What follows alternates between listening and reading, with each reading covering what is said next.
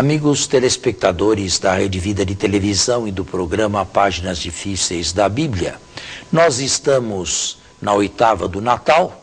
Eu espero que todos tenham tido um ótimo, feliz, santo Natal. E este é o nosso último programa de 2014. Mas nós prometemos, se Deus quiser, voltar mesmo durante as nossas férias.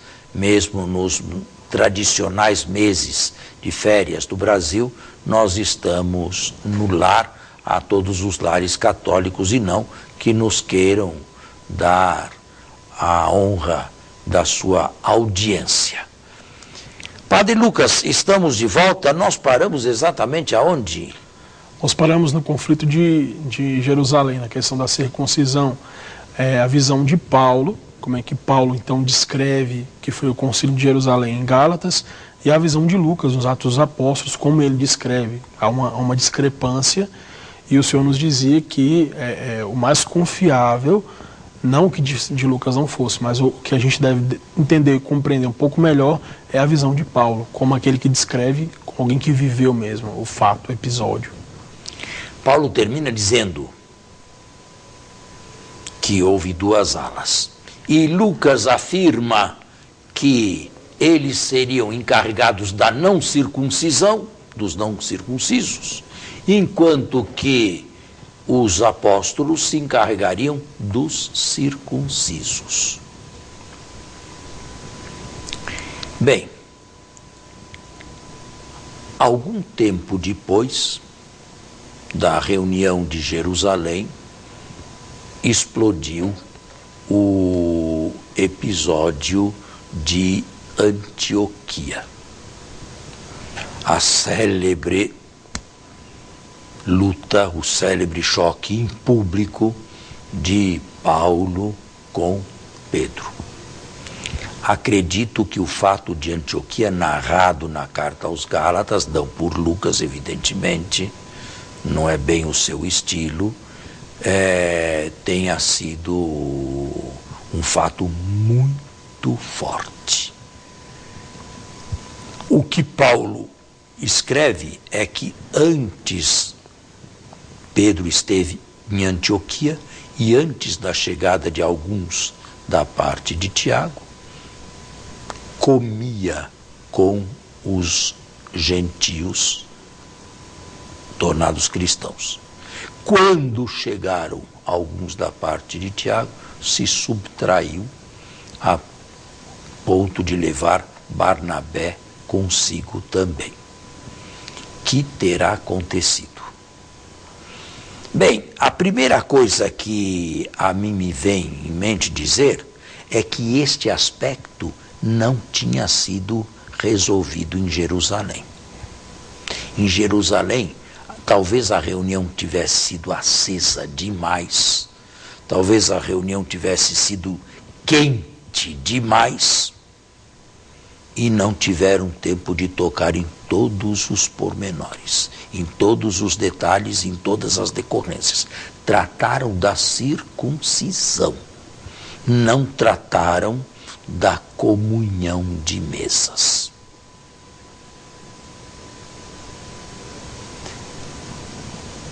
É chocante ver Pedro, que faz comunhão de mesa com Cornélio, capítulo 10 dos Atos, com Pedro, que reage negativamente com a presença da delegação de Tiago em Antioquia. Como se justifica Pedro? Paulo achou aquilo absolutamente inaceitável e, para ele, Paulo, estava em jogo aquilo que vai levá-lo a peito a verdade do Evangelho. Para ele estava em jogo a verdade do Evangelho.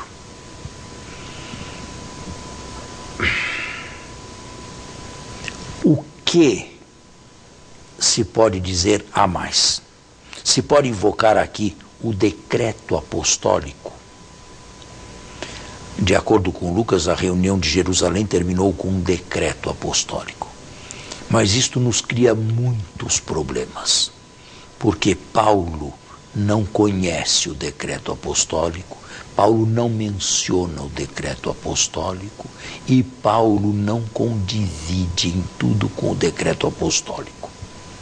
O decreto apostólico tinha 4 itens. 2 deles podiam perfeitamente serem recebidos por Paulo.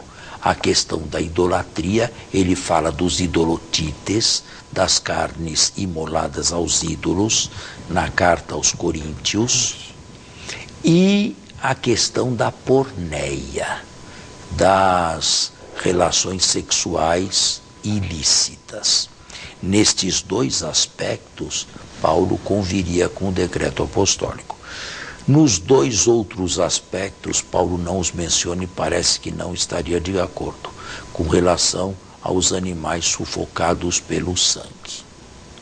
E a questão do puro e do impuro. Agora, a meu ver, esse decreto apostólico não foi emitido naquela época por Jerusalém. Lucas escreve muito depois e Lucas pode ter recebido alguma tradição de que algumas igrejas que estavam ligadas à jurisdição de Tiago e dos anciãos de Jerusalém praticassem estes itens aí. Uma espécie de compromisso. Nós aceitamos, embora a contragosto, que vocês, judeus, que vocês não judeus não se circuncidem. Aceitamos a contragosto.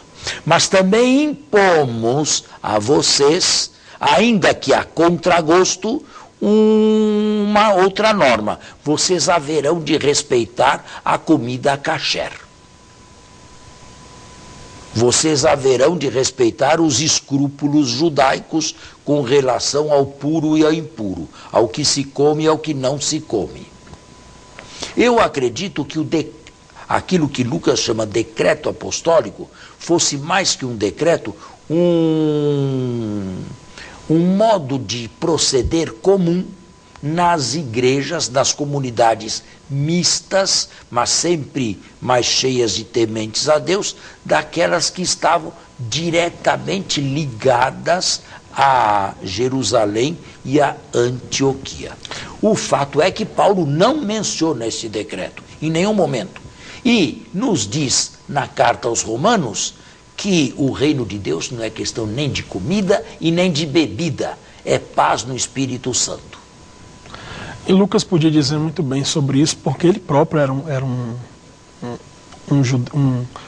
pagão, né, um prosélito, que conhecia muito bem essas questões. Ele mesmo vinha de Antioquia, conhecia muito bem essas realidades, né? Então, com certeza, se houvessem essas regras comunitárias para aqueles vindo de costumes pagãos, o Lucas conhecia muito bem, né?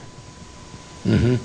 Acredito que sim. Aonde Lucas se situava em tudo isso é um pouco difícil dizer, porque ele não descreve o seu modo de proceder. Parece que ele se esconde por detrás da objetividade dos fatos. Porém, eu acredito que seja bem estilo seu esconder o mais que pode os aspectos desagradáveis. Nós estamos acostumados a ler Atos e estamos acostumados a imaginar que um único grupo pensava uma única mente, tinha uma única razão e vivia uma única concórdia. E não era assim. Mas isso é verdade mesmo, porque se nós lembrarmos do evangelho que Lucas escreve, aquela questão que Tiago e João coloca de sentar à direita de Jesus, o próprio Lucas oculta quem foram os apóstolos que disseram isso, como que querendo também colocar panos quentes, né? Tá vendo? É sempre o desejo de apresentar fatos bons, fatos edificantes do primeiro movimento.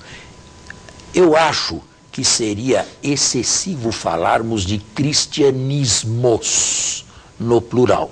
Talvez a expressão fosse excessiva. Porém, eu não acredito que estivesse muito longe da verdade dos fatos. Diversas maneiras bem distintas de se conceber o Deus de Jesus Cristo e o Jesus Cristo revelador de Deus. Como deve ser ele aceito. Com relação ao monoteísmo, não havia absolutamente nenhuma dificuldade entre os dois grupos. Mas com relação ao cristianismo e à sombra ou não de Moisés, aí sim, aí houve essas dificuldades. Bem, houve o desencontro de Antioquia. E desse desencontro de Antioquia, eu acredito que Paulo saiu perdedor, como aquele que perdeu. Mas nós fazemos um intervalo e já voltamos. De volta, Paulo recriminou severamente e publicamente a Pedro, não se comportava de acordo com a verdade do Evangelho. A questão não tinha sido ainda definida no Concílio de Jerusalém, mas para Paulo fazia parte da verdade do Evangelho, já que o mesmo Deus havia derramado o mesmo Espírito sobre os da incircuncisão. Mas acredito que Paulo saiu perdedor desse desencontro. Fato é que a partir daí Paulo rompeu, talvez romper também seja uma palavra excessiva, mas teve relações muito tensas mesmo, tanto com Jerusalém quanto com Antioquia. No passado, ele foi catequizado por Antioquia. Ele recebeu toda a sua primeira visão de Cristo de antioquenos ou pessoas que tinham a visão mais aberta de Antioquia. Mas parece que, com este desencontro aqui, Antioquia se aliou a Jerusalém, com Pedro se retraindo para a parte de Tiago. E Paulo, embora não diga nada, saiu como aquele que perdeu a batalha. Tanto é verdade que uns 40 anos mais tarde, um autor do Novo Testamento, o autor do Evangelho de Mateus, um judeu cristão da segunda geração, escreveu um evangelho para tentar acalmar a situação em Antioquia. Acredito que este evangelho tenha sido escrito nas vizinhanças, se não dentro de Antioquia da Síria. Essas questões finalizam desses conflitos com a queda do Templo de Jerusalém? Sim e não. Finalizam com o desaparecimento das grandes figuras da primeira geração e com o surgimento da grande igreja que tomou a linha paulina. Antecipando aqui o que eu deveria dizer depois, eu posso dizer que hoje nenhuma igreja cristã, uma grande igreja cristã, católicos, reformados, protestantes, ortodoxos, anglicanos, nenhuma delas segue a linha de Tiago. Todos os cristãos seguem a linha de Paulo. Porém, voltando ao que eu estava dizendo, uns 40 anos depois, um judeu cristão de segunda geração teve que trazer um pouco de paz para aquela comunidade de Antioquia. Eu não vim, é o único evangelista que diz isto, que coloca isso na boca de Jesus, eu não vim modificar a lei, e não passará da lei, da Torá, nenhum I e nenhum J, sem que tudo se cumpra. Os outros evangelistas não colocam esta palavra na boca de Jesus. É um dos textos mais difíceis de todo o Novo Testamento, porque nenhuma igreja cristã, repito, segue este conselho. E embora no final do Evangelho, o evangelista Mateus subordine a Torá às coisas mais importantes: a justiça, a fidelidade e a misericórdia. Era preciso fazer estas coisas sem deixar as outras. É o máximo que ele pôde fazer ali para tentar trazer a paz. E, como eu disse, é um texto que é uma cruz para os intérpretes, para os exegetas, porque nós não seguimos isto que diz Jesus no capítulo 5 das Bem-aventuranças de Mateus. Nós não seguimos a Torá. Talvez, mas esta aqui é uma opinião minha, talvez o texto tenha tido uma validade histórica para aquele momento. Talvez o texto hoje nos ensine a sermos ecumênicos. Hoje o ecumenismo não se dá, o equilíbrio entre os extremos não se dão mais a respeito de circuncisão ou comida kosher ou o que quer que valha, mas a respeito de outros itens. E nós devemos ser o mais maleáveis possíveis. Há uma necessidade de uma flexibilidade. Sem ferir, não é, o outro lado, ainda que seja um lado extremo. É uma opinião minha. Mas o fato é que após este desencontro, Paulo se sente sozinho, não mais apoiado por ninguém. E o resto vai fazer sozinho. Escolhe outro companheiro, porque Barnabé também se despediu dele. Escolhe Silas.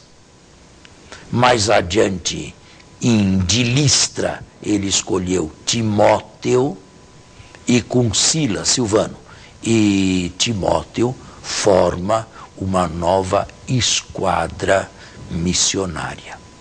Uma nova esquadra missionária que vai aí sim realizar o grande trabalho de evangelização, tanto do Oriente, do Mediterrâneo Oriental, quanto do Mediterrâneo Ocidental.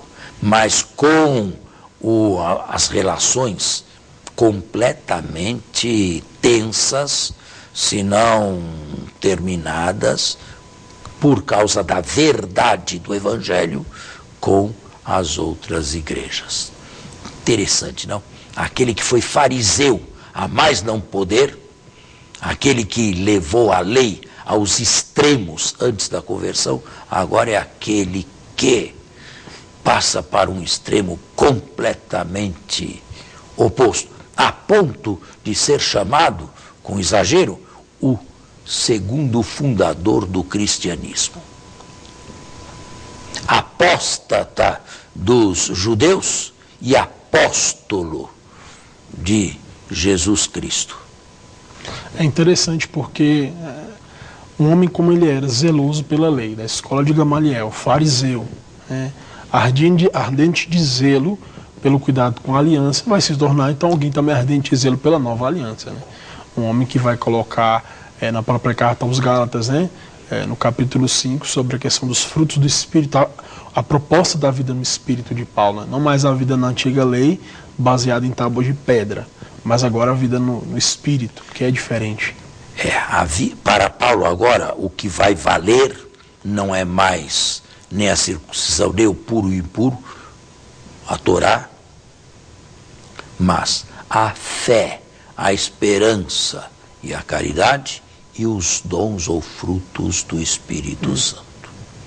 E, como eu disse, as grandes igrejas hoje seguem a linha paulina. Mas Paulo agora vai ser um apóstolo sozinho. Ele afirmou na carta aos Gálatas que não recebeu o evangelho por ninguém, a não ser por revelação direta de Jesus Cristo. E embora tivesse na primeira visita a Jerusalém, que foi uma visita de paz, conversado com Cefas e permanecido com ele durante 15 dias. Um tempo mais que suficiente para ele aprender tudo a respeito de Jesus a partir do discípulo mais proeminente da primeira geração cristã, que era Cefas. Bem, agora ele vai partir para uma missão completamente nova, com uma nova esquadra, com novos colaboradores, e vai começar a parte mais importante do seu ministério, que é a missão Egeia. A missão Egeia é o suprassumo da vida de Paulo. São os capítulos 16 a 20 dos Atos, mas foi durante esta missão Egeia que Paulo se revelou o verdadeiro Paulo. E foi durante esta missão Egeia que ele escreveu as mais numerosas cartas autênticas que saíram de suas mãos. Que as relações fossem muito tensas entre ele e Jerusalém.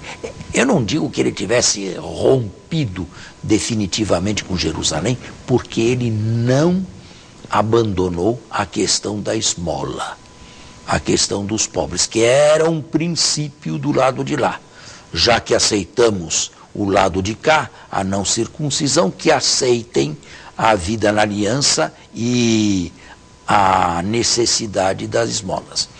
Paulo afirma na carta aos Coríntios que fez de tudo para reunir o maior número possível de doadores e uma grande esmola para levá-la aos cristãos chamados santos de Jerusalém.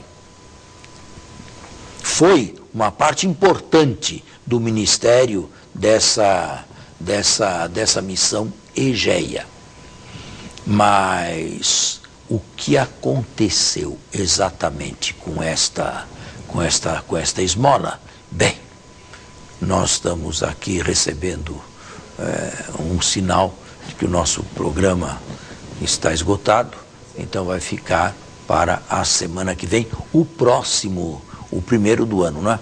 Eu gostaria de aproveitar a ocasião ainda, alguns segundos que me faltam, para desejar a todos os telespectadores um feliz ano novo. Sobretudo para aqueles que, neste ano de 2014, semana após semana, religiosamente ligaram neste horário os seus televisores para se aculturar um pouquinho com os escritos bíblicos e com a teologia bíblica. A todos vocês, um feliz ano novo, na companhia dos seus, na companhia da família, e que 2015 seja um ano de bênçãos de Deus, com a nossa presença entre vocês também. Muito obrigado a você também, Padre Lucas, um feliz ano novo a você, e você agora pode também despedir-se dos telespectadores. Feliz ano novo, Padre Fernando, mais uma vez obrigado pela oportunidade de estar aqui ao lado do senhor, aprendendo também e tentando auxiliá-lo como um telespectador. E aos nossos telespectadores, Deus abençoe, um feliz ano de 2015 na presença de Deus, então, Deus abençoe a todos. Obrigado. Obrigado.